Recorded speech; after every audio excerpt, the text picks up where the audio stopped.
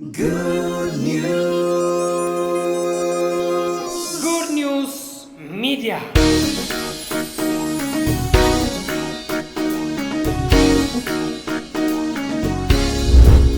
የጀመርነውን ትምህርት ዛሬም እንቀጥላለን።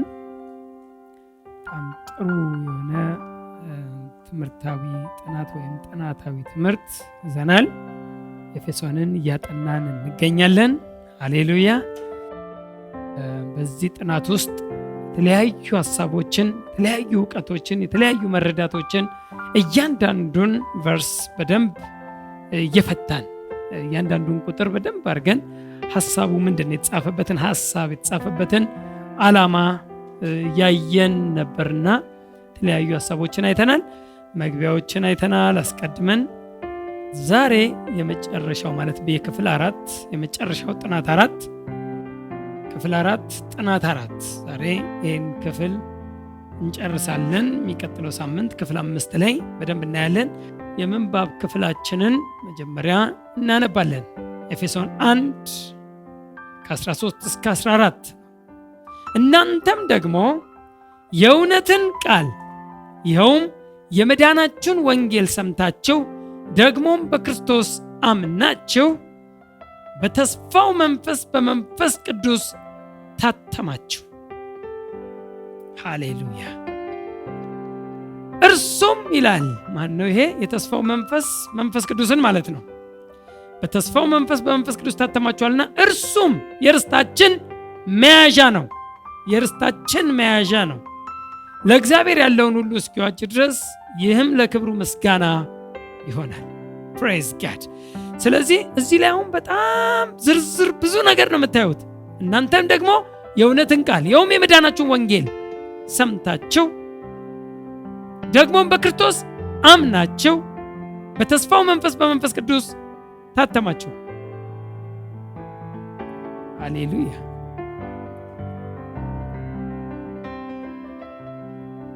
እዚህ ቁጥር 13 ላይ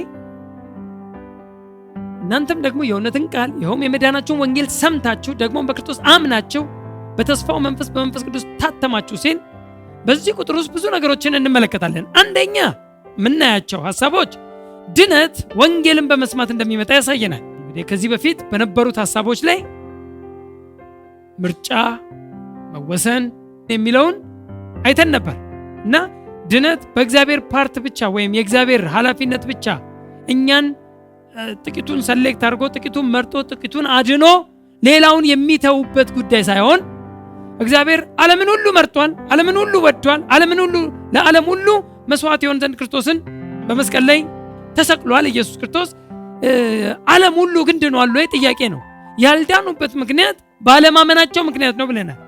አሁን እዚህ ላይ በደንብ አድርጎ ሐመር ያደርገዋል። ይህንን በመመረጥ ፕሪዴስቲኔሽን በሚባለው በደንብ አይተናል ዝርዝር። እነዚህ በመመረጥ በመወሰን የሚለው ትርጉሙን በደንብ ከመሳት የተነሳ ነው። መምረጥ ሲባል አንዱን ከአንዱ እግዚአብሔር ይመርጣል፣ አንዱን ከአንዱ አንዱን ትቶ አንዱን ይመርጣል እንዳልሆነ በደንብ አይተናል። ይሄ ቢሆን ወንጌል መስበክም አያስፈልገንም። እዚህ ላይ ግን አንዱ የሚናገረው የመዳናችሁን ወንጌል ሰምታችሁ። ስለዚህ እንደ ካልቪኒዝም አስተምሮት ወንጌል መስበክ አስፈላጊነቱ ብዙም ጠቀሜታ የለውም። ምክንያቱም የተመረጡት ይድናሉ። ካልቪን ይሄን ነው የሚያወራው። የተመረጡት ይድናሉ።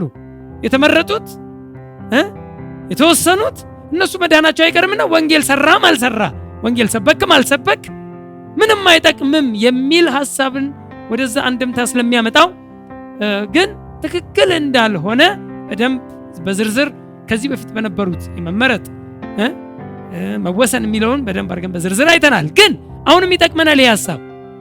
ምክንያቱም እዚህ ጋር ምን አለ? እናንተም ደግሞ ይላቸዋል። የጻፈው ያንን ከዛ በፊትም የጻፈው ቁጥር 9ን አይደል እንዴ? እነዛ ቁጥር 7ን ሲጽፍ ቁጥር 8ን የጻፈው ለኤፌሶን ሰዎች አይደል? ለኤፌሶን ሰዎች ነው። እና ጥቂቶች ተመርጣችኋል ሌሎቻችሁ ምናምን ነገር በሚል አይደለም ወሬው። እዚህ ጋር መጣና ምን አለ? እናንተም ደግሞ የሚያወራው ለኤፌሶን ሰዎች ነው። እናንተም ደግሞ የእውነትን ቃል ይኸውም የመዳናችሁን ወንጌል ሰምታችሁ ከሰማችሁ በኋላስ በክርስቶስ ምን አረጋችሁ? አመናችሁ። እምነትን ጳውሎስ ሲመታ አታዩትም? እምነት አያስፈልግም። የካልቪን አንዱ አስተምሮት ወደ አንድ ነገር ሊን ያደርጋል። ብታምንም ባታምንም የእርሱ ምርጫ እንጂ የሚያድን የእርሱ መወሰን እንጂ የሚያድን ማመን የሚባል ነገር ሁሉ እንደሌለ ሁሉ ጥግ እንዳለው በደንብ በዝርዝር አስቀድመን አይተናል። ግን እዚህ ጋር ምን አለ? ሰማቸው፣ ምን አደረጋቸው? አመናቸው። ይህን የእውነት ቃል ይህንን የመዳን ወንጌል ሰማቸው፣ ከዛ አመናቸው።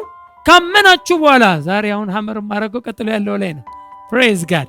ካመናችሁ በኋላ የማመናችሁ ምልክት ይሆን ዘንድ ደግሞ በተስፋው መንፈስ በመንፈስ ቅዱስ ደግሞ ምን አደረጋችሁ? ታተማችሁ። ሃሌሉያ። አንደኛ ድነት ወንጌልን በመስማት እንደሚመጣ ያሳየናል በዚህ ክፍል ውስጥ። ሁለተኛው ወንጌልን ስንቀበል ወይም ባመንን ጊዜ የምንቀበለው መንፈስ እንዳለ ያስረዳል። ይህንን ሐዋርያት ሥራ 19:2 ላይ ሄዳችሁ ያችን ቤተክርስቲያን ባገኘ ጊዜ ከዛ በፊት ወንጌል የመጀመሪያው ደርሷቸዋል። በሶስተኛው የወንጌል ጉዞው ላይ ግን ባገኛቸው ጊዜ ምንድን ያላቸው? ባመናችሁ ጊዜ ነው ያላቸው። ጥያቄን የጠየቃቸው ሐዋርያት ሥራ 19:2 ላይ ባመናችሁ ጊዜ መንፈስ ቅዱስን ተቀበላችሁን? አሁን ጳውሎስ ሳይገባው ቀርቶ ነው ማለት ሳይገባው ቀርቶ ማለት ይሄን ቋንቋ የተናገረው ባመናችሁ ጊዜ ቅዱሱን መንፈስ ተቀበላችሁ ወይ ሲል አንድ የሆነ መስመር አንድ የሆነ እውቀት አለው ጳውሎስ ጋር። ምንድነው ያ እውቀት? ባመነ ጊዜ አንድ ሰው ቅዱሱን መንፈስ እንደሚቀበል እርግጠኛ ነው። ይህን ጥያቄ የጠየቃቸው ለኤፌሶን ሰዎች ነው። ሐዋርያት ሥራ 19:2 ላይ ለዛች ለመሰረታት ቤተክርስቲያን ለዚች ለኤፌሶን ቤተክርስቲያን ነው ዛጋ ይህን ጥያቄ ጠየቀው። እነሱ ግን ምንድን ነው ያልኩት? መንፈስ ቅዱስ የሚባል እንዳለም አልሰማንም። ጳውሎስ የጠየቀውና የነሱ መልስ የተለያየ ነው። የተለያየ ሐሳብ ነው። ግን ጳውሎስ እዚህ ጋር ምን አለ? ባመኑ ጊዜ ወይም ባመንን ጊዜ የምንቀበለው ወይም የምንታተምበት መንፈስ እንዳለ ይኸው እዚህ ጋር ለኤፌሶን ሰዎች ደግሞ ተናገረ። እዛ ጋርም ጠይቋቸዋል። እዚህ ጋር መጣና በግልጽ ነገራቸው። የታተማችሁት አላወቃችሁት ይሆናል እንጂ የታተማችሁት ግን ባመናችሁ ጊዜ ነው እያለ ነው። አልተረዳችሁት ይሆናል አናቅም ነው እኮ ያሉት። መንፈስ ቅዱስ እንዳለም አልሰማንም። ታዲያ በምን ተጠመቃችሁ ሲላቸው በዮሐንስ ጥምቀት ሁለት ቪዎች እዛች ጋር እዛ ሐዋርያት 19:2 ላይ ሁለት ቪዎች ይናገራል። አንደኛ እነዚህ የኤፌሶን ሰዎች በጌታ አምነዋል፣ በመንፈስ ቅዱስም ታትመዋል፣ ግን በመንፈስ ቅዱስ መታተማቸውን አያውቁም የሚል አንድ ቪው ይወራል። አንድ ቪው ስለማያውቁ ነው። አላወቁም እንጂ አንዳንድ ሰዎች አሁን ጌታን ሲቀበሉ ጌታን ተቀብለዋል፣ መንፈስ ቅዱስ ግን እንዳለ አያውቁም። ጌታን የተቀበሉ ቀን ለጌታ እውቅና የሰጡ ቀን መንፈስ ቅዱስ ለነሱ እውቅና እንደሰጠ አያውቁም፣ አይረዱም ስላልተነገራቸው። ስለዚህ ጌታን ሲቀበሉ መንፈስ ቅዱስን እንደተቀበሉ ብዙ ሰዎች አያውቁም። ለዚህ ነው አሁን ድረስ ብዙ ሰዎች ስለማያውቁ ይባላል ሁልጊዜ መንፈስ ቅዱስን ለመቀበል ወደ የቸርች የሚኬደው። መንፈስ ቅዱስን ለመቀበል አሁንም ጥረት ይካሄዳል፣ አሁንም ይካሄዳል። ሁሌ መንፈስ ቅዱስ ሙላት ቀን ይባልና ሁልጊዜ መንፈስ ቅዱስን ግን ለመቀበል ሙላት ሌላ፣ መቀበል ሌላ። መቀበል ወይም መታተም ወይም መጠመቅ የሚለው ቃል አንድ ቃል ነው። ሞላት የሚለው ግን የኛ አክቲቪቲ ይወስነዋል። እሱ ሌላ ነው። የመንፈስ ቅዱስ መሙላት ዘወትር እንድንሞላ እኛን ነው የሚጠይቀን። ይሄ ደግሞ ሁልጊዜ ለቃሉ ሁልጊዜ በጸሎት በተጋን ጊዜ የመንፈስ ቅዱስ ሙላት ማለት ኢንሳይድ አውት ከውጪ ወደ ውስጥ ሳይሆን የተሞላው በውስጥ ያለው ምንጭ ሞልቶ ሲፈስ ማለት ነው። የመንፈስ ቅዱስ ሙላት የኛን ኃላፊነት ሲጠይቅ በመንፈስ ቅዱስ ለመሙላት መንፈስ ይሙላባችሁ እንጂ በወይን ጠጅ አትስከሩ ሲል የእናንተ ኃላፊነት ነው ሲል በመንፈስ ቅዱስ መጠመቅ መንፈስ ቅዱስን መቀበል ወይም በመንፈስ ቅዱስ መታተም የሚባለውን ግን የኛ ኃላፊነት ሳይሆን የእርሱ ኃላፊነት ነው። ኃላፊነቱም ይለያያል። ጌታ ኢየሱስ ክርስቶስን በተቀበልን ጊዜ በመንፈስ ቅዱስ እንታተማለን። ግን አለማወቅ የሚባል አንድ ቪው አለ። ሁለተኛው እዛች ሐዋርያት ሥራ 19:2 ላይ አንደኛው ቪው ሲወራ፣ ሁለተኛው ቪው ደግሞ አይ እነዚህ ሰዎች እንደው ጀስት ሃይማኖታዊ ስርዓት ፈጸሙ እንጂ በዮሐንስ ጥምቀት ተጠመቁ እንጂ አላመኑም። ያመኑት ጳውሎስ ከነገራቸው በኋላ ነው የሚል ደግሞ ሁለተኛው ቪው ወይም ሁለተኛው እይታ የሚባል ደግሞ አለ። ያመኑት ጳውሎስ ከነገራቸው በኋላ እንጂ ከዛ በፊት አመኑ የሚባሉም አይደሉም። ምክንያቱም ይሄን ደግሞ ቪው የሚያስቀምጡት ልክ ጳውሎስ ከዛ በኋላ እጁን በጫነባቸው ጊዜ መንፈስ ቅዱስን ተቀበሉ የሚለው ቃል የመጣው ከዛ በኋላ ነው እንጂ ከዛ በፊት አይደለም። እንግዲህ ቪው ነው፣ ቴዎሎጂያን ቪው ነው ማወራቸው። ቴዎሎጂያን ሁለት ቪዎች አሉ ሰች ፓርት ላይ። ኤኒዌይ ጳውሎስ ግን አንድ ነገር የሚያውቀው አንድ ነገር እናንተም እንድታሰምሩ የምፈልገው ሰው ባመነ ጊዜ በክርስቶስ ባመነ ጊዜ ቅዱሱን መንፈስ እንደሚቀበል ጳውሎስ ይናገራል። አንድ ሰው ሲያምን መንፈስ ቅዱስን ይቀበላል።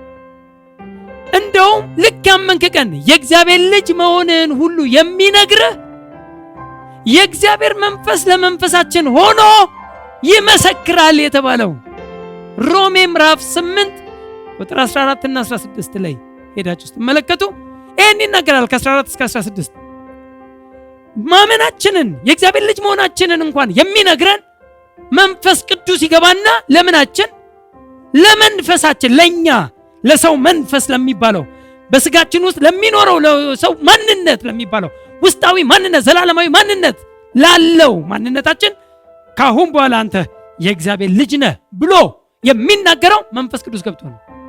የእግዚአብሔር ልጆች መሆናችንን ማን ነው የሚመሰክርልን? መንፈስ ቅዱስ ይገባና።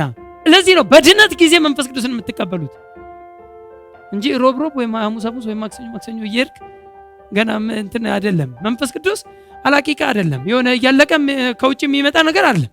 ኢንሳይድ አውት መሞላት የሚባለው አለ። እሱን ሌላ ጊዜ በደንብ አስተምራለሁ። ኢንሳይድ አውት መሞላት፣ ከውስጥ ወደ ውጭ መሞላት፣ እሱም ደግሞ ለተለያዩ አገልግሎቶች ንቃትና አክቲቪቲን ድፍረትን እንዲሰጠን የሚያደርግ መንፈስ ቅዱስን ተሞሉ። ከዛስ በድፍረት ወንጌልን ሰበኩ።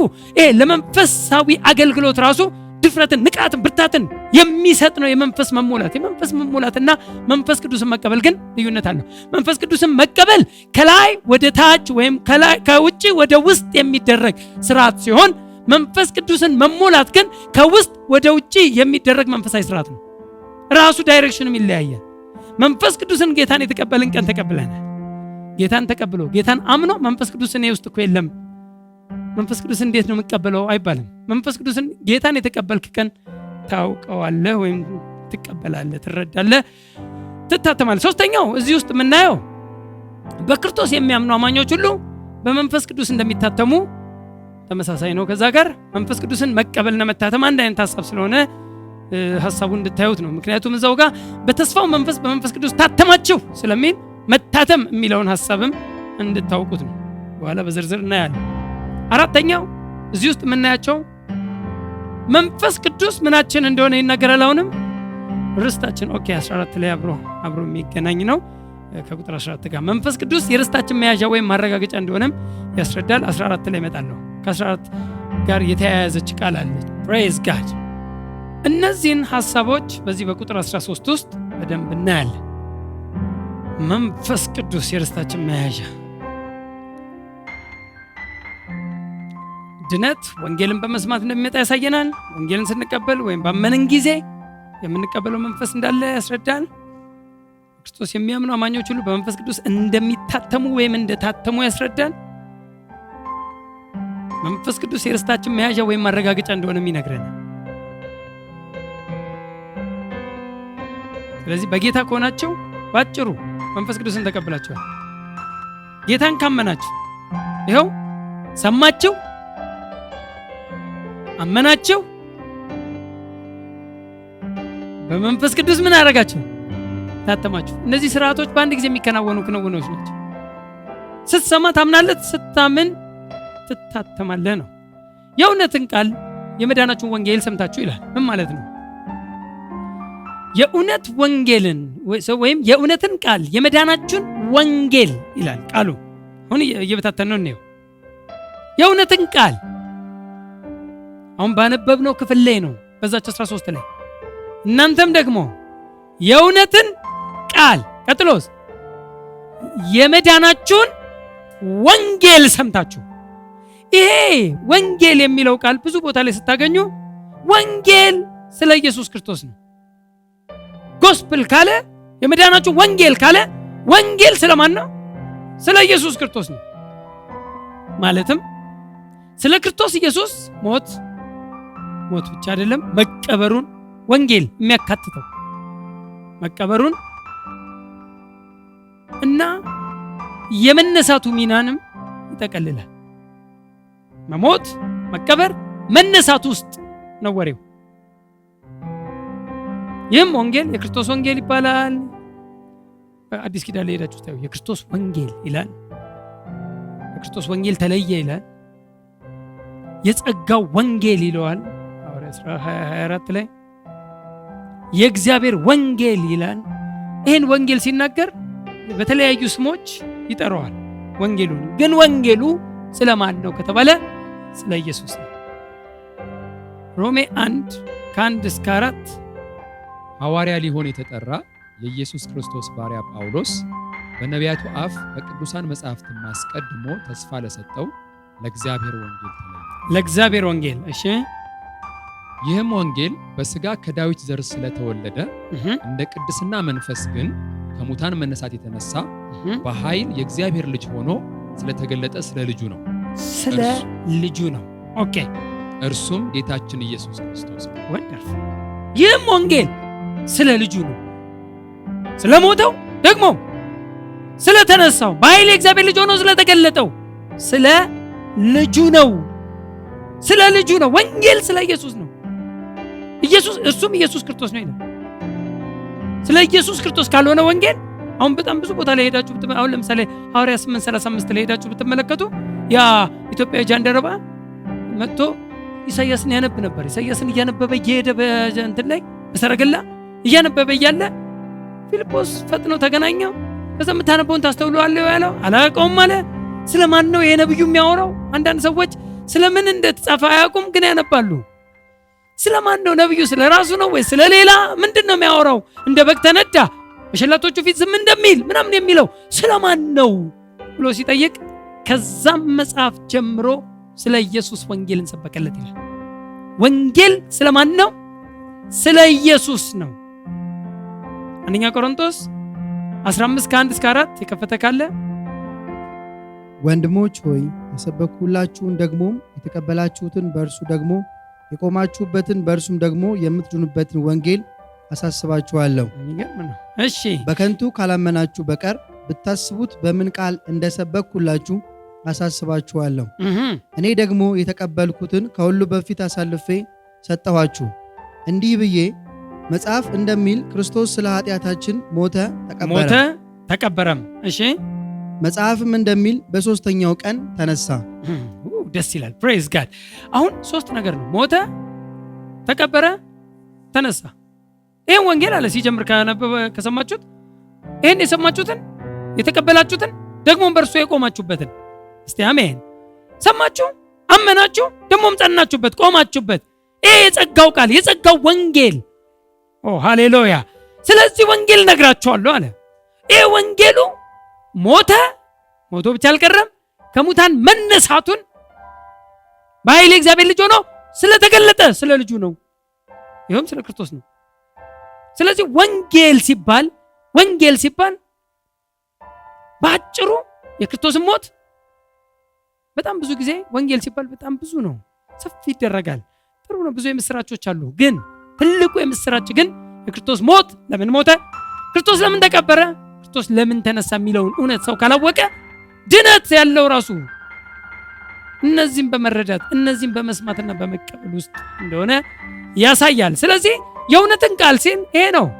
የእውነትን ቃል በትክክል እየከፋፈለ እንደሚል ጢሞቴዎስ ላይም የእውነትን ዕውቀት የእውነትን ቃል ራይትሊ ዲቫይድ የሚያደርግ በትክክለኛው ቃሉ በተጻፈበት ሐሳብ የሚያወራ ራይትሊ ዲቫይዲንግ ዘ ወርድ ኦፍ ትሩዝ ይላል።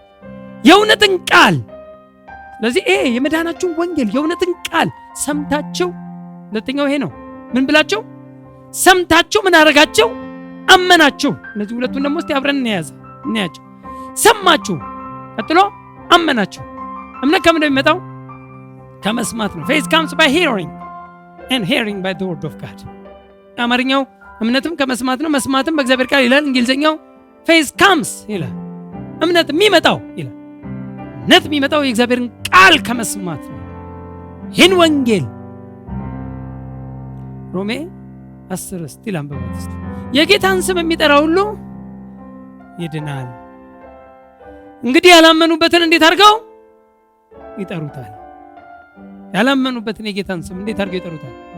ምክንያቱም ከላይ ምንድን ነው የሚለው? የጌታን ስም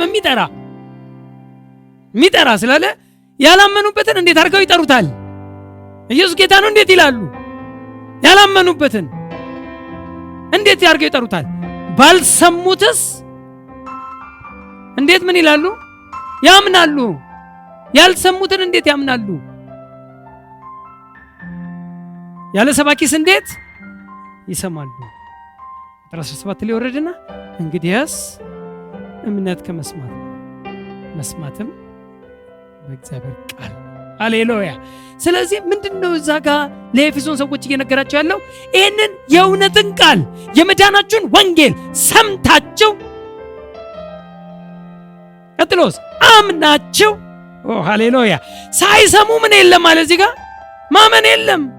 እንደውም በመሃል ላይ ያስቀረውት ክፍል ውስጥ ሄዳችሁ ብታዩ ደግሞ ሳይላኩስ እንዴት ይሰብካሉ ደግሞ የሚላል። ሰባኪ ከሌለ የሚያሰማ ከሌለ የሚያምኑት የለም። ሰባኪ ትልቁን ቦታ ሲሰበክ የሚያምን። ለዚህ ነው ወንጌል መሰበክ አለበት በየቤተ ክርስቲያኑ ሁልጊዜ የሚነገረው። ወንጌል ሊሰበክ ያለ ሰባኪ እንዴት ይሰማሉ? ካልሰሙስ እንዴት አድርገው ይጠሩታል? ያልሰሙትንስ ያላመኑበትንስ እንዴት አድርገው ይጠሩታል? ካልሰሙስ እንዴት ያምናሉ? እምነት የሚመጣው ከመስማት ነው፣ መስማትም በእግዚአብሔር ቃል ነው። ስለዚህ ሰምታችሁ ይላቸዋል የኤፌሶን ሰዎች። ሰምታችሁ አምናችሁም ሳይሰሙ ምን የለም ማመን የለም። ጳውሎስ በደንብ አድርጎ አንድ ነገር ያውቃል። የመዳናችሁን ወንጌል ሰምታችሁ፣ የእውነትን ቃል የመዳናችሁን ወንጌል ሰምታችሁ አምናችሁ ይላል።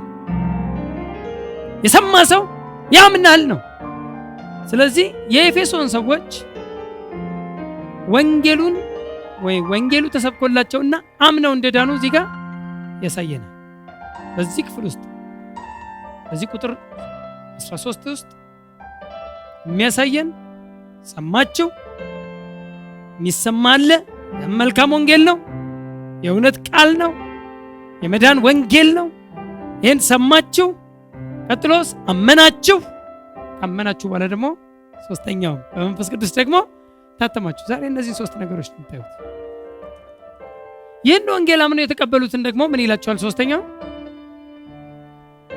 በተስፋው መንፈስ በመንፈስ ቅዱስ ታተማችሁ ደግሞ ይላቸዋል። እነዚህን ስቴፖች የኤፌሶን ሰዎች እንደፈጸሙ ጳውሎስ ይነግራቸዋል። ወንጌል ሰምታችኋል፣ አምናችኋል፣ ታተማችኋል። ስለዚህ እሱ ምንድን ነበር መጀመሪያ 19:2 ላይ የጠየቃቸው? ባመናችሁ ጊዜ መንፈስ ቅዱስን ተቀበላችሁ። ልክ ነው? ልክ አይደለም? ጳውሎስ ልክ ነው። ባመኑ ጊዜ የሚቀበሉት መንፈስ እንዳለ ይታወቃል። ቪዎቹ እንዳለ ሆነው ሁለቱ ቪዎች እንዳለ ሆነው ግን አንድ እውነት ግን የሚነግራቸው እዚህ ጋር ባመናችሁ ጊዜ በተስፋው መንፈስ ታተማችኋል፣ መንፈስ ቅዱስን ተቀብላችኋል። አንድ ሰው ቅዱሱን መንፈስ የሚቀበለው ጌታ ኢየሱስ ክርስቶስን የግል አዳኙ አድርጎ ሲቀበል ወይ ሲያምን ነው።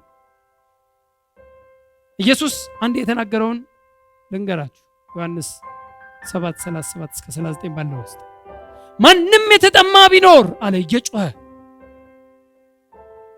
ወደ እኔ ይምጣና ይጠጣ። ሃሌሉያ! ደስ ይላል። ማንም የተጠማ ቢኖር ወደ እኔ ይምጣና ይጠጣ። መጽሐፍ እንደሚለው ሕይወቱ አሁን ከሆዱ ይፈልቃል። ይህንንም ይላል ቁጥር 39 ላይ የሚፈልገው ይህን በእርሱ የሚያምኑት ሊቀበሉ ስላለ ስለ መንፈስ ቅዱስ ተናገረ። በእርሱ ምን የሚሉት የሚያምኑት ሊቀበሉት ስላለ ወይም ስለሚቀበሉት ስለ መንፈስ ቅዱስ ነው የተናገረው። ማንም ይምጣና ይጠጣ ሲል መጀመሪያ ለመጠጣት ምንድነው? ና ወደ እኔን ተቀበል ነው። ለመጠጣት ዋስትናው ጌታን መቀበል ብቻ ነው። ይህን ቅዱሱን መንፈስ ለመጠጣት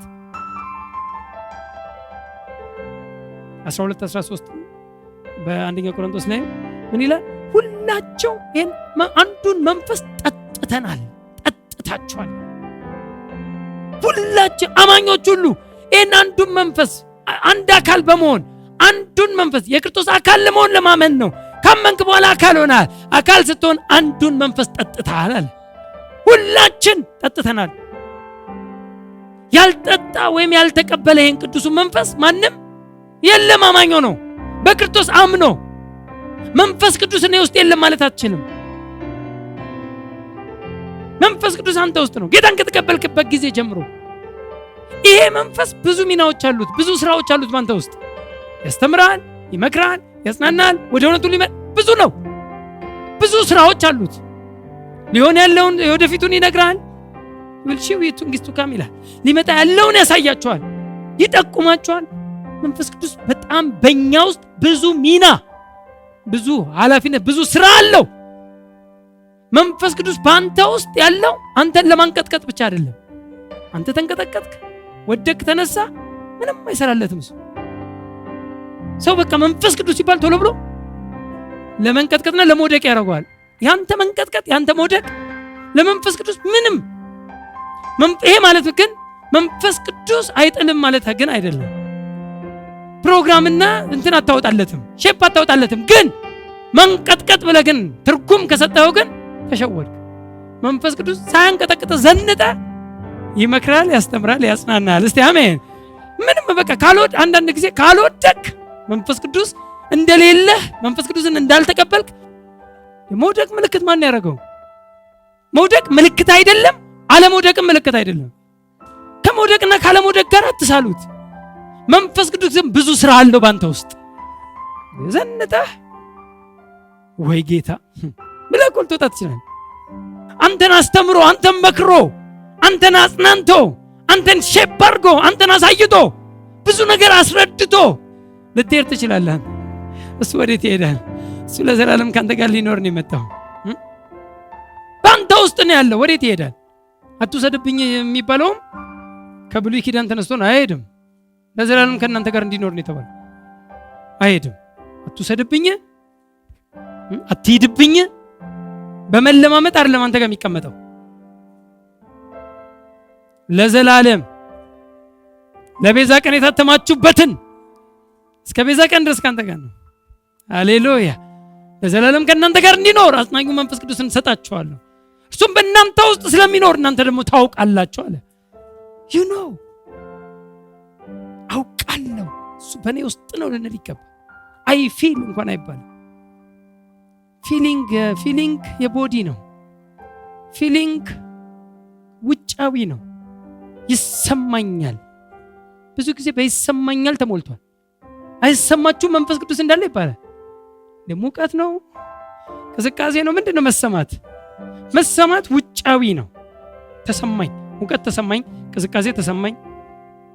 ይሄ የመጣው ከየት መሰላችሁ? ከብሉይ ኪዳን ተርም ነው። ብሉይ ኪዳናዊ ተርም እግዚአብሔር በመካከላቸው መጥቶ በሚያርፍበት ጊዜ ህልውናው፣ የእግዚአብሔር ህልውና ማይ ፕሬዘንስ ሻል ጎ ዊዝ ዩ ይለዋል። ህልውናዬ ካንተ ጋር ይሄዳል። ህልውና አሁን ህልውናው አንተ ውስጥ ገባ እኮ። አሁን አለ በውጭ ይሰማኛል እንዳለ ይገባኛል ምናምን ሳይሆን አንተ ውስጥ ገባ። አንተ ውስጥ አሁን ለዘላለም ሊኖር ነዋሪ ሆነ። አሜን።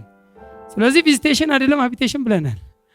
በአንተ ውስጥ ሊኖር እንጂ ይጎበኛል ይባል ጎብኝቶ የሚሄድ ምናምን አይደለም። አንተ ውስጥ አለ።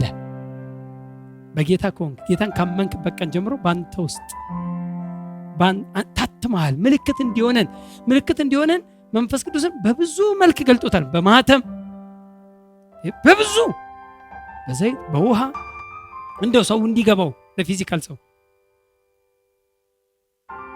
እንጂ ታትማችኋል ሲባል የሆነ ማህተም እንዳታስብ፣ እንዲህ ክብ ነገር ማረጋገጫ ለማለት ነው እንጂ የሆነ ክብ ነገር እንዳታስብ። ማህተም ሲባል እዚህ ቁጥር ላይ የሚያስረዳን ነገር ቢኖር በክርስቶስ አምነው የዳኑ ሰዎች ሁሉ መንፈስ ቅዱስ እንደሚቀበሉ ያስረዳል። ሁለተኛው መንፈስ ቅዱስ እንደ ማህተም የማመናችን ማረጋገጫ መሆኑንም ይጠቁመናል። ማህተም ምንድነው? ዋና ኃላፊነቱ ማረጋገጫ ነው። በቃ እርግጠኛነት ማለት ነው። አሹራንስ ነው። እርግጠኛ መታወቂያ ስትባል ራስ ሰርተህ መታወቂያ ራስ ፎቶን እንትን በስቴፕለር መተህ አትሰጥም። መታወቂያ ደግሞ ምን ሰው ለምን ተቸገረ? በቃ እንትን በካርድ ፔፐር ተሰርቶ ተቆርጦ ፎቶ ማድረግ ምን ይከብዳል? አይደለም እኮ አሁን ያንተ መታወቂያ ህጋዊ የሚያደርገው ማተሙ ነው። ማተም የሌለበት መታወቂያ ህገወጥ ነው፣ ህጋዊ አይደለም። ስለዚህ ማተም ሲባል ህጋዊነት፣ የእግዚአብሔር ልጅ የመሆነ ህጋዊነት በመንፈስ ቅዱስ መታተም ነው። ህጋዊ ነህ፣ ሌጋል ነህ። እስቲ አሜን፣ እስቲ አሜን። ሌጋል በሉ እስቲ። ሃሌሉያ። ሌጋል ነህ፣ ሌጋል የእግዚአብሔር ልጅ መሆን ህጋዊ፣ ማንም አያስረዳም። ጌታን መቀበልን ራስ ይገባል፣ ራስ ታውቀዋል። የእግዚአብሔር መንፈስ ለመንፈስ ሆኖ ይመሰክራል። አንተ ካሁን በኋላ የእግዚአብሔር ልጅ ነህ ይላል። ሃሌሉያ። የእግዚአብሔር ልጅነት ምልክታችን ማተም። ይሄ ሁለተኛ ቆሮንቶስ 1:22 ላይ ከ21 ጀምሮ ያው ታውቃላችሁ ስለ ቅባት ነው የሚያወራው። ቅባቱ መንፈስ ቅዱስ ነው። በአዲስ ኪዳን በደንብ አይተናል። እንግዲህ እኛንም እናንተንም በክርስቶስ ጸንተን እንድንቆም የሚያደርገን እግዚአብሔር ነው፣ የቀባንም እርሱ።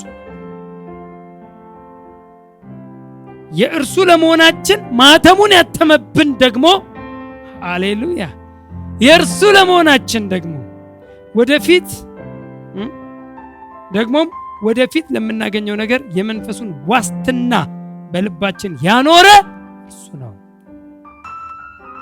ዋስትና፣ አሜን። ማረጋገጫ፣ ማተም ይላል ሁለተኛ ቆሮንቶስ 1:22 ላይ። እዚህም ያውን ያወራንበት ጋር ቁጥር 13 ላይም ታተማችሁ ነው። ታተማችሁ 4:30 ላይ ሄዳችሁ ኤፌሶን ይሄን ነው በቃ። በኋላ ላይ አሁን በደንብ እያየን በደንብ በዝርዝር እያየነው መንፈስ ቅዱስን እንመጣለን። እዚህ ጋር ማየት የምንፈልገው አንደኛው 3ኛው ላይ በተስፋው መንፈስ ይላል። በተስፋው መንፈስ በመንፈስ ቅዱስ ታተማችሁ። በተስፋው መንፈስ የሚለውን ብዙ ሰዎች ግራ ይገባቸዋል። ተስፋው የሚለው በተስፋው መንፈስ በመንፈስ ቅዱስ ታተማችሁ ይላል። ብዙ ሰዎች ገና በተስፋው ስለሚል ገና የሚመጣ መንፈስ ቅዱስን ይጠብቃሉ። ግን በተስፋው መንፈስ በመንፈስ ቅዱስ ምን አደረጋችሁ ነው ያለው? ትታተማላችሁ ነው እንዴ ያለው? ተስፋ ሳይሆን ምንድን ነው የሚያወራው? ፓስት ቴንስ ነው። ታተማችሁ፣ ሆኗል ነው፣ ተደርጓል ነው፣ ታተማችኋል ነው። ግን በደንብ እናያለን። በተስፋው መንፈስ ሲል ገና ወደፊት ስለምናገኘው መንፈስ የሚያወራ ሳይሆን ተስፋ የነበረውን መንፈስ ቅዱስን መቀበላችንን የሚያሳይ ነው። አሜን። 2 ተስፋዎች ነበሩ አስቀድመን። የመጀመሪያው የክርስቶስ ኢየሱስ መምጣት፣ መወለድ፣ መሞት፣ መነሳት። ስለ ክርስቶስ ኢየሱስ ተስፋ ነበር። ተስፋው በክርስቶስ ኢየሱስ መምጣት፣ ስለ መምጣቱ የተነገሩት ተስፋዎች ሁሉ በመምጣቱ ወይም በመወለዱ ተፈጸመ። በምድር አገልግሎቱ ማገልገል ያለበትን የተነገሩ ተስፋዎች ከነበሩ ተስፋዎቹ ተፈጽመዋል። በክርስቶስ ኢየሱስ ሞት የነበረ ተስፋ ቢሆን ተስፋው ተፈጽመዋል። በትንሣኤ የሚሆንልንን የልጅነት ክብር ቢሆን ተስፋው ተፈጽሟል። የመጀመሪያው ተስፋ የክርስቶስ ኢየሱስ ነው። ሁለተኛው ደግሞ ተስፋ ራሱ ክርስቶስ ኢየሱስ ደግሞ የተናገረው ተስፋ ነው። ምን አለ? እኔ ሲሄድ አጽናኙ መንፈስ ቅዱስን እልክላቸዋለሁ። ተስፋ ነበር ይሄ። የተስፋው መንፈስ ተብሏል። መንፈስ ቅዱስ በእናንተ ላይ በወረደ ጊዜ ኃይልን ትቀበላላችሁ። እስከዛው ግን ከኢየሩሳሌም አትውጡ። ምን ነበረ? ሆፕ ነበር፣ ተስፋ ነበረ። መንፈስ ቅዱስ አይዟችሁ ይመጣል። እሱ ሲመጣ፣ አጽናኙ ሲመጣ፣ የሚያጽናናችሁ ሲመጣ፣ ሌላ ፕራክሊቶስ ሲመጣ፣ ልክ እኔ እንዳጽናናሁት የሚያጽናናችሁ ሲመጣ፣ እርሱ የእውነት መንፈስ በመጣ ጊዜ ወደ እውነት ሁሉ ይመራችኋል። ይመጣል፣ አይዟችሁ። ሲመጣ ግን ግራ አትጋቡ።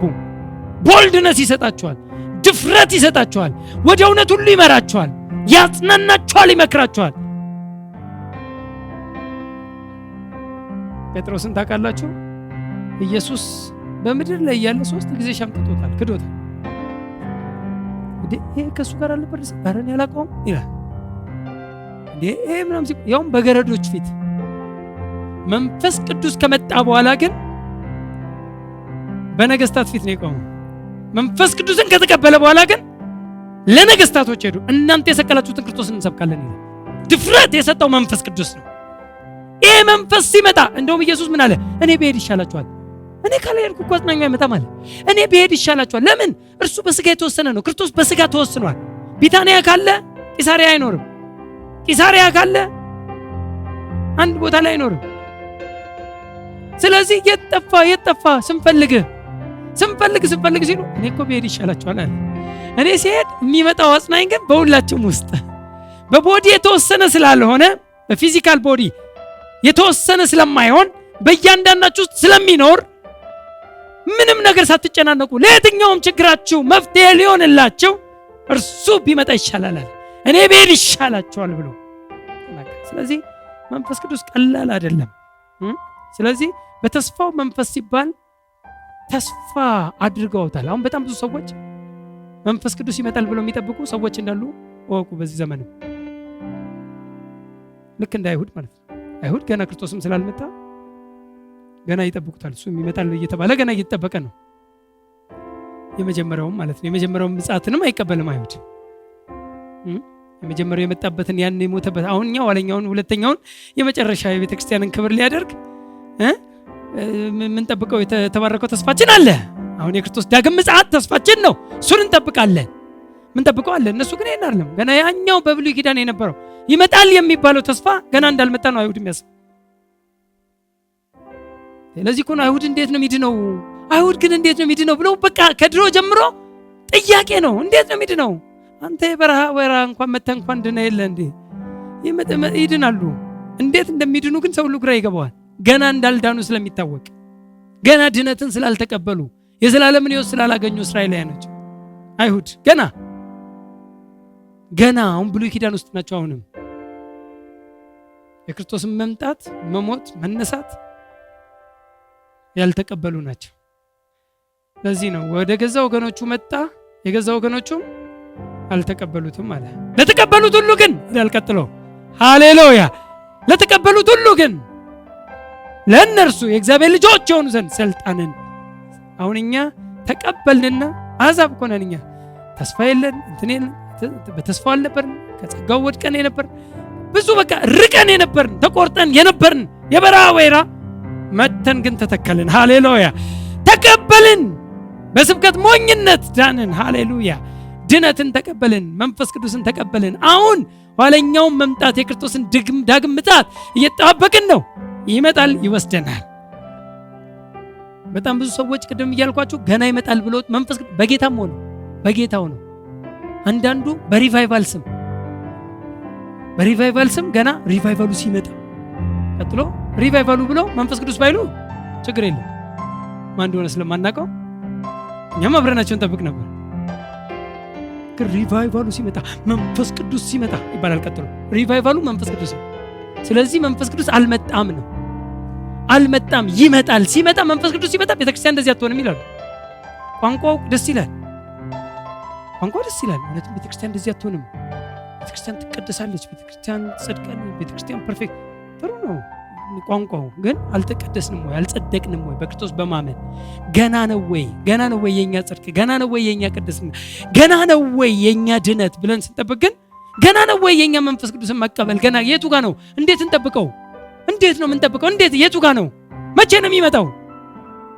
ከምኑ ጋር ነው የሚመጣው? አንዳንድ ጊዜ በቦታ ሁሉ ይወሰናል። ሪቫይቫል የሚለው እኛ በተቀበልነው አቅም ተነስተን መስራት ከሆነ ትክክል ይሆናል። መጠበቅ ከሆነ ግን ስህተት ይሆናል። ጥበቃ አንድ ነው የምንጠብቀው፣ የተባረከው ተስፋችን።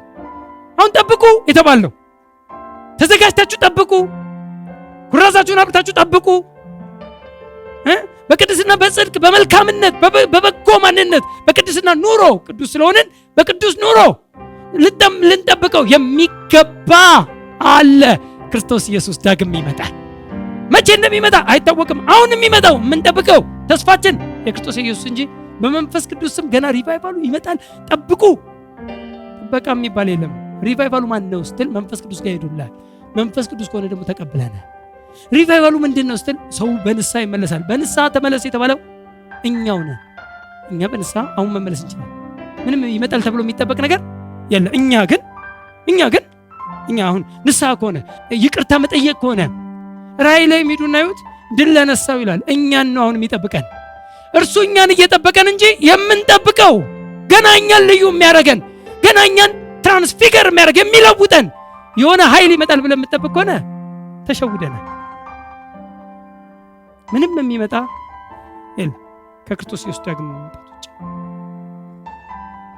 ስለዚህ መንፈስ ቅዱስን ይመጣል እያሉ የሚጠብቁት አሉ። አንዳንዱ እንግዲህ በምንድን ነው ሲሆን በተስፋው መንፈስ የምትለው ነጭን ቃል ነው። ግን በተስፋው መንፈስ ግን ታተማችሁ ተባለ እንጂ ገና ትታተማላችሁ ግን አይልም። የታተምንበት ተስፋው ያኔ ይመጣል የነበረው ይኸው ተስፋ የሚለው ቃል መንፈስ ቅዱስ ከመምጣቱ በፊት ሲመጣ አብ የሚልከው አጽናኝ ገና ትጠመቃላችሁ የሚል ተስፋዎች ነበሩ። ክርስቶስ ሲሄድ የነገረን መንፈስ ቅዱስ በሚመጣበት ጊዜ የሚሆነውን ስርዓት አስቀድሞ ምን ያደርገን ነበር? ይጠቁመን፣ ይነግረን ነበር።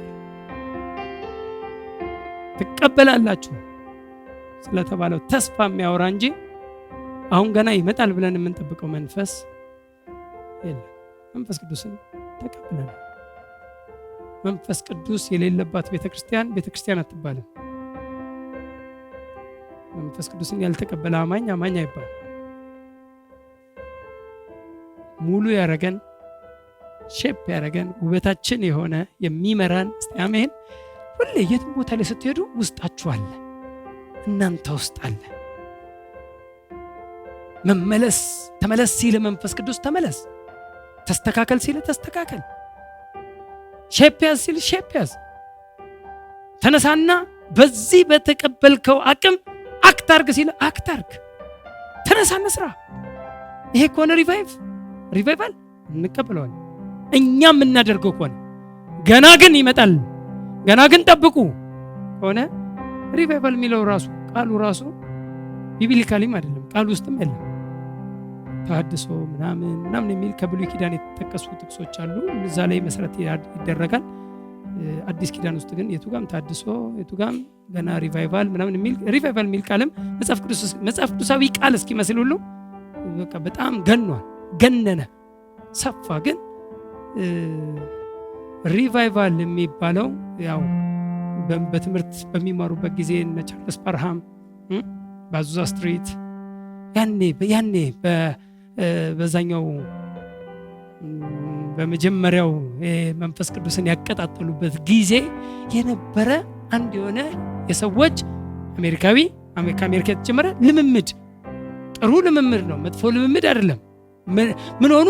ሲማሩ ማንነታቸው ገባቸው። ተነስተው መጀመሪያው ልሳን መናገር፣ በልሳን ሲናገሩ ሪቫይቫል ተባለ። ቀጠለና ትንቢት ቀጠለና ተአምራት ማድረግ። ምን ማለት ነው? እነሱ ራሳቸው ሪቫይቭ አደረጉ እንጂ ጠብቀውት ይመጣል ተብሎ ይጠበቀም አይደለም። ታሪካዊም እንትኑን ብንመለከት ማለት ነው። ግን አሁንም ገና ጠብቁ የሚባል ነገር ጠብቅ፣ ምንም ነገር የምንጠብቀው ነገር የለም። ተነስታ አድርግ ከሆነ ግን እናደርጋለን። አው ተቀብላችኋል፣ አቅሙ አለ፣ መንፈስ ቅዱስ አለ፣ ቅባቱ አለ፣ እምነቱ አለ፣ ኃይል ተሰጥቷችኋል፣ ውስጣችሁ አለ። ተነሳና አክት አድርግ የሚል ግን ትክክል ነው። አክት አድርግ። ለዚህ ነው ራእይ ሂዱና ያችን ቤተክርስቲያንን እነዛን ቤተክርስቲያናት አንዱ የኤፌሶን ቤተክርስቲያን ስለሆነች በራእይ ምዕራፍ 2 እና ምዕራፍ 3 ላይ ሄዳችሁ ትመለከቱ። ቤተክርስቲያኖችን የሚገሱ እንደዚህ የቀድሞውን ፍቅርን ትተሃል ምናምን ነገር። ስለዚህ ምን አድርግ? ተነሳ፣ ድል ለነሳው አክት አድርግ፣ ጠብቅ አይደለም። የቱም ቦታ ላይ ሄዱና እነሱን ነው የሚያዛቸው። ተነሳና አድርግ እንጂ ጠብቅ ምንም ከክርስቶስ ኢየሱስ ዳግም ምጽአት ውጪ የምንጠብቀው ተስፋ የለንም። ሃሌሉያ። ኤኒዌይ ያንንም ተስፋ መንፈስ ቅዱስን ከአብ ተቀብሎ አፍሶታል። እችን ጥቅስ እንዳነብ ፈልጋለሁ። ፕሬዝ ጋድ። ሐዋርያ ሥራ ወይ ያወጣ እኔ በአዲሱ መደበኛ ትርጉም ስለያዝኩኝ ሐዋርያ ሥራ ምዕራፍ 2 ቁጥር 33 ላይ ወይም ደግሞ ቲቶ 3:7 ላይ ያወጣ ሰው ያነብልኛል። ቁጥር 33 ስለዚህ በእግዚአብሔር ቀኝ ከፍ ከፍ ብሎና የመንፈስ ቅዱስን የተስፋ ቃል ከአብ ተቀብሎ ይህን እናንተ አሁን የምታዩትንና የምትሰሙትን አፈሰሰው። አሜን። ድገም ውስጥ አንዴ። ስለዚህ በእግዚአብሔር ቀኝ ከፍ ከፍ ብሎና የመንፈስ ቅዱስን ኢየሱስ ክርስቶስ ከፍ ከፍ ያለው መቼ ነው? ከሙታን ሲነሳ ከተነሳ በኋላ ሪዘረክት አረገ። ሪዘረክሽኑን ነው አይደል እንዴ? አሴንድ አረገ፣ ወጣ፣ ተነሳ፣ አረገ። ካረገ በኋላ ምንድነው የሚለው? የመንፈስ ቅዱስን የተስፋ ቃል ከአብ ተቀብሎ የመንፈስ ምን ነበረ? የተስፋ ቃል ነበር። መንፈስ ቅዱስ መምጣት ተስፋ ቃል ነበር። ይሄን የሚያወራው እሱ ሳይጨርሰው መጀመሪያ ልምጣላችሁ። የሚያወራው ምዕራፍ 2 ላይ ነው። ምዕራፍ 2 ምንድነው? ምን መተውባቸው ነው?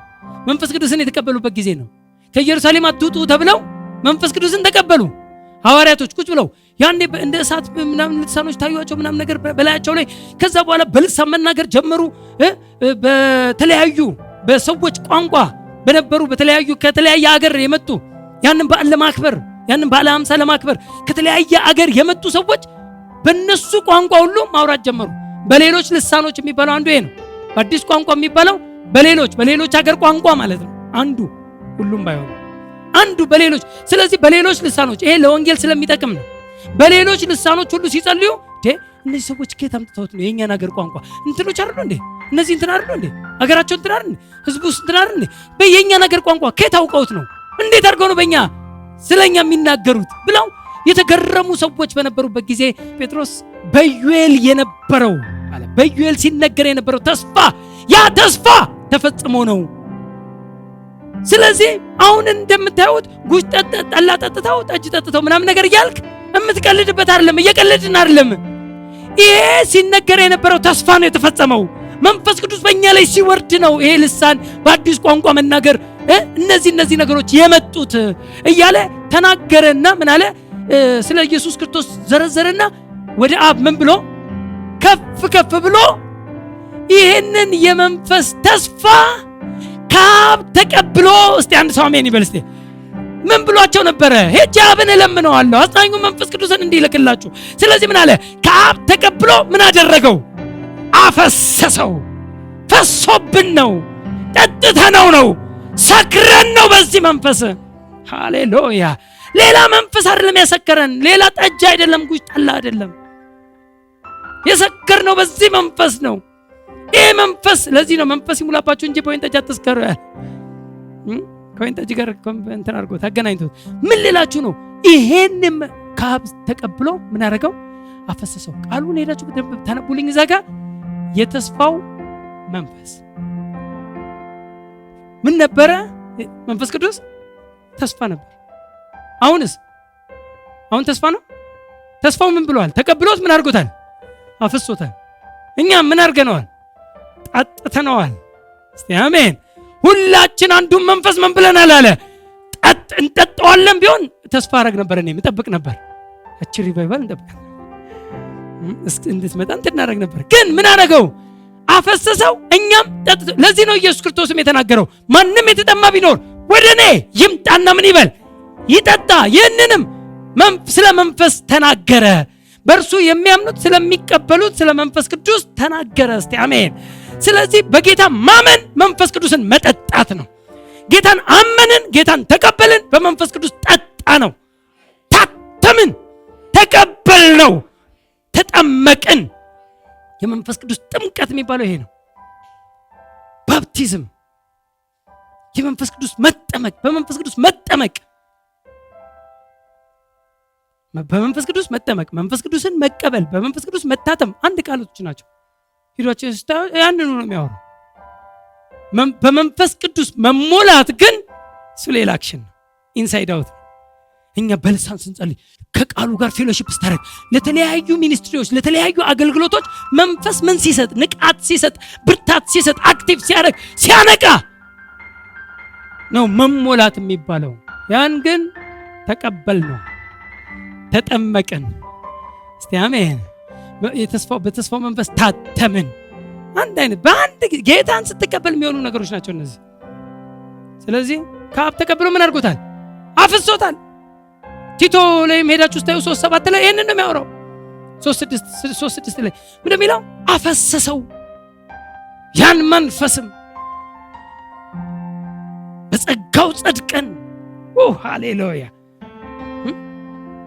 አፈሰሰው የሚለውን ወደዋለሁ። ያፈሰዋል አይደለም፣ አፈሰሰው ፓስቴንስ ነው። ስለዚህ ተስፋ ሲባል ግራ እንዳይገባቸው ነው። 14 ፕሬዝ ጋድ እርሱም የርስታችን መያዣ ነው። ማን ነው? መንፈስ ቅዱስ። የሚያወራው ስለ መንፈስ ቅዱስ ነው። ታትመናል። አዎ። ምንድነው የማተማችን? ይሄ መንፈስ ቅዱስ ለኛው ምናችን ነው? የርስታችን መያዣ። ይህንንም መንፈስ ቅዱስን የርስታችን መያዣ ይለዋል። ሁለት ቪዲዮችን እዚህ ላይ ላሳያችሁ፣ ሁለት ነገሮችን እና ልጨርስ። ፕሬዝ ጋድ። አንደኛው መንፈስ ቅዱስ ርስትን የመቀበላችን ማረጋገጫ ዋስትና ነው። ርስትን ምን ማለታችን? የመቀበላችን። ቆላስይስ 1:12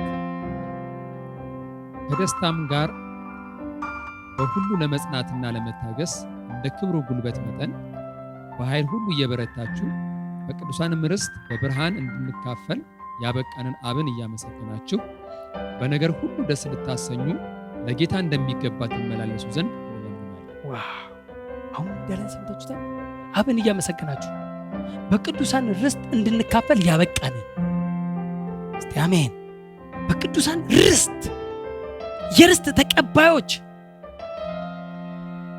እንደውም እዚሁ ኤፌሶን 1 ላይ 11 ላይ ሄዳችሁ ብትመለከቱ ግልጽ ያደርገዋል።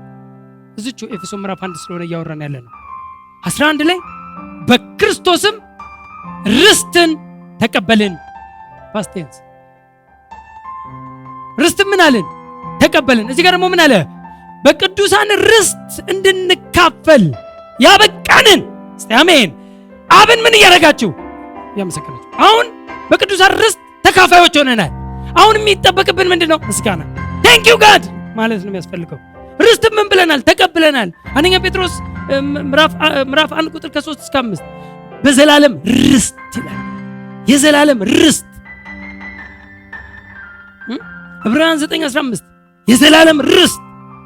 ርስት በቅዱሳን ሐዋርያ ሥራ 20:32 ላይ ሐዋርያ ሥራ 26 ከ17 እስከ 18 ሄዳችሁ ስትመለከቱ እነዚህን የሚያወራው በቅዱሳን ርስት ተካፋዮች ስለመሆናቸው። ስለዚህ ርስትን ተቀብለናል። የተቀበልናቸው ርስቶች ምንድናቸው ነው የመጀመሪያው። አንደኛው ይሄ ነው። የተቀበልናቸው ርስቶች እንድናውቅ ነው። ወይም የተቀበልናቸው ርስት እንዳለን ማረጋገጫ ነው። ርስትን ተቀብላችኋል። መንፈስ ቅዱስ ሁሌ እናንተ ውስጥ እንዳለ ስለምታውቁ፣ መንፈስ ቅዱስ እንዳለ ስታውቁ ርስትን መቀበላችሁን ማወቁ ነው። የተቀበልናቸው ርስቶች ልጅነት፣ ልጆች መሆናችንን ያ መንፈስ ራሱ ከመንፈሳችን ጋር ሆኖ ይመሰክራል። ልጆች ሆነናል። አባት ብለን የምንጮህበትን የልጅነትን መንፈስ ተቀብለናል። ልጅነት ርስት ነው። ልጆች ከሆንን ሮሜ 8:17 ወራሾች ደግሞ ነን። ምን ከሆንን? ልጅ የሆነ ሰው ምንድነው? ወራሽ ነው። ስለዚህ ወርሰናል። ብዙ የወረስነው ነገር አለ ከእግዚአብሔር። አዎ፣ አንዱ የመለኮቱ ባህሪ ወርሰናል። እግዚአብሔር ጻድቅ ነው። አዎ፣ እኔ ምን ሆኛለሁ? ጻድቅ ሆኛለሁ። ሁለተኛ ጴጥሮስ ምዕራፍ 1 ቁጥር 3 እና 4 ከመለኮት ባህሪ ተካፋዮች ሆናችኋል። የእግዚአብሔር የመለኮት ባህሪ ፓርት ቴከርስ። የእግዚአብሔርን ፍቅር፣ እግዚአብሔር ፍቅር ነው። የእሱ ፍቅርን ተካፋይ ሆኛለሁ። እግዚአብሔር መልካም ነው። እኔም መልካሙን ስራ ለመስራት በክርስቶስ ኢየሱስ ተፈጥሬያለሁ። የእግዚአብሔርን የመለኮት ባህሪ ተካፋይ ሆኛለሁ። ሃሌሉያ። ልጅነት፣ የመለኮት ባህሪ፣ ጽድቅ፣ ሰላም፣ ቅድስና፣ መልካምነት፣ በረከትና ብልጥግና፣ ፍቅር፣ ደስታ፣ ክብር የመሳሰሉትን ምን ሆነናል? ወርሰናል። የዚህ ተካፋዮች ነን። ይሄን ተቀብለናል። አከበራቸው እንጂ ያከብራቸዋል አይደለም። ክብርን ተቀብያለሁ። ሁልጊዜ በጌታ ደስ ይበላችሁ። አሜን። የእግዚአብሔር መንግስት ጽድቅና ሰላም በመንፈስ ቅዱስ የሆነ ደስታ ናት እንጂ መብልና መጠጥ አይደለችም። ጽድቅ፣ ሰላም በመንፈስ ቅዱስ የሆነ ደስታ ተካፋይ ሆነናል። የእግዚአብሔር መንግስት ተካፋይ ስለሆነ ስለዚህ ብዙ ርስቶችን ተቀብለናል። አንዱ መንፈስ ቅዱስ የሚያረጋግጥልን የተቀበልከውን ርስት ሁሌ የሚያስተምርህ ምኑን ነው የሚያስተምረን? የተቀበልነውን እውነት፣ የተቀበልነውን ርስት። አንተ እኮ ልጅ ነህ፣ አንተ እኮ ቅዱስ ነህ። ሃሌሉያ። ቅዱስ ነህ፣ አይገባም። እንዲህ አይነት ተግባር፣ እንዲህ አይነት ስራ፣ እንዲህ አይነት ሐሳብ በአንተ ዘንድ አይገባም። you are holy ሲል የስ ትላለህ። ሃሌሉያ። የተቀበልከው ርስት ሁሌ የሚያስታውሰው፣ ሁሌ የሚነግርህ፣ ሁሌ የሚያነቃ፣ ለተቀበልከው እውነት የሚያነቃን የተቀበልነው መንፈስ ነው፣ ቅዱስ መንፈስ ነው። ሁለተኛው ግን የቀሩት ደግሞ ርስቶች አሉ። ደግሞ የቀሩ ርስቶች ደግሞ አሉ። ምክንያቱም ምንድነው የሚለው? ለእግዚአብሔር ያለውን ሁሉ እስኪዋጅ ድረስ ስለሚል ገና የሚሆንም ፓርት አለ ማለት ነው። ምንድነው ይሄ? የምንቀበላቸው ርስት ምንድን ነው? አንደኛው ገና የምናገኛቸው ርስቶች ንጥቀት፣ መንግስተ ሰማያት።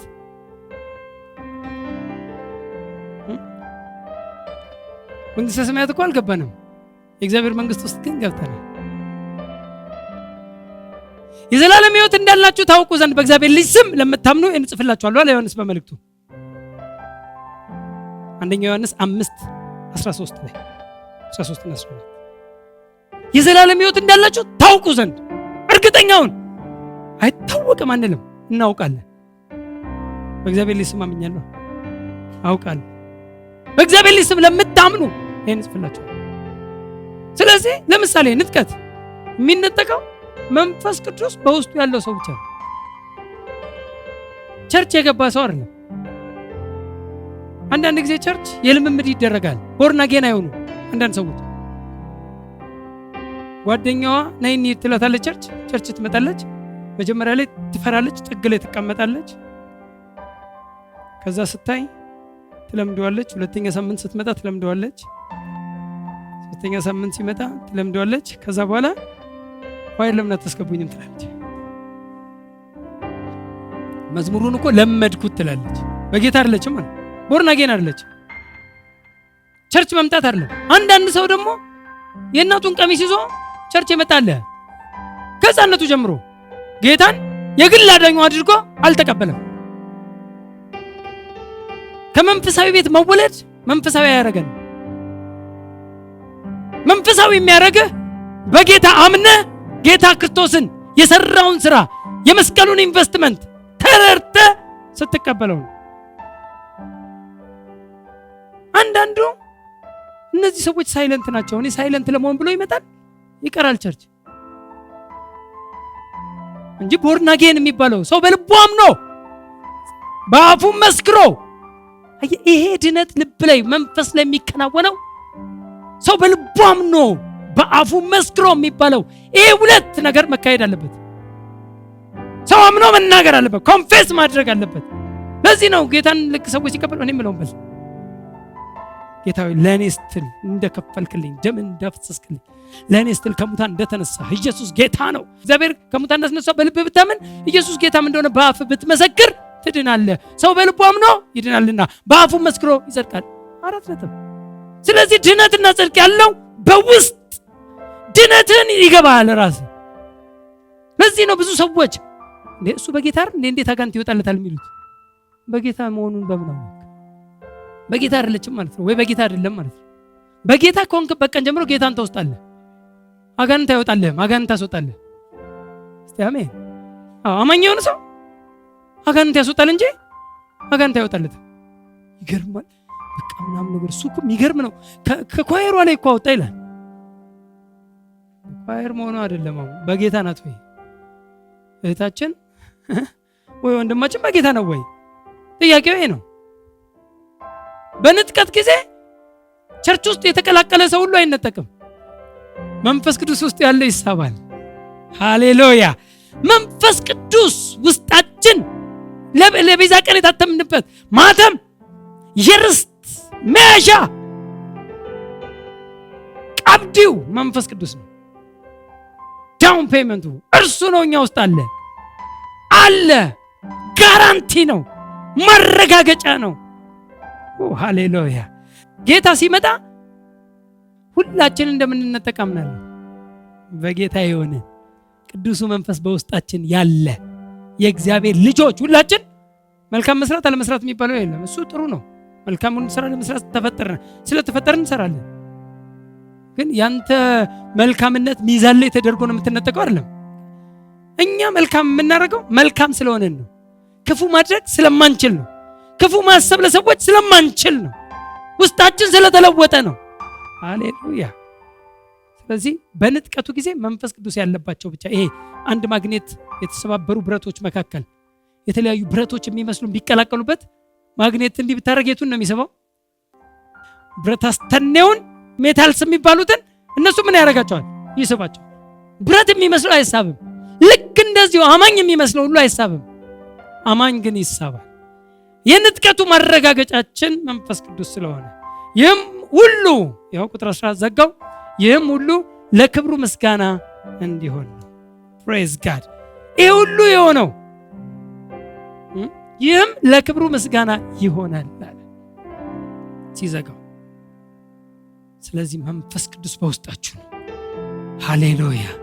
መንፈስ ቅዱስን ተቀብለናል። መንፈስ ቅዱስ እኔ ውስጥ አለ። መንፈስ ቅዱስ አንቺ ውስጥ አለ። በጌታ ከሆንሽ በቃን ጀምሮ ሃሌሉያ። በልሳን አልተናገርክም ማለት መንፈስ ቅዱስ የለህም ማለት አይደለም። በልሳን ግን መናገር ብዙ ጥቅም አለው፣ ብዙ ትርፍ አለው። በልሳን ተናገር። መንፈስ ቅዱስ በክርስቶስ ያመንክ ቀን፣ በልብህ አምነህ በአፍህ የመሰከርክ ቀን፣ የዛን ቀን የርስትህ መያዣ ማህተም ሆኖ በውስጣችን ታትመናል። አባት ሆይ እናመሰግንሃለን። ሁሉ ለአንተ ክብር ይሁን። ያደረግልን ነገር ሁሉ እውቅና እንሰጣለን። ላካፈልከን፣ ለተካፈልነው፣ ለተቀበልነው ርስት ሁሉ እውቅና እንሰጣለን።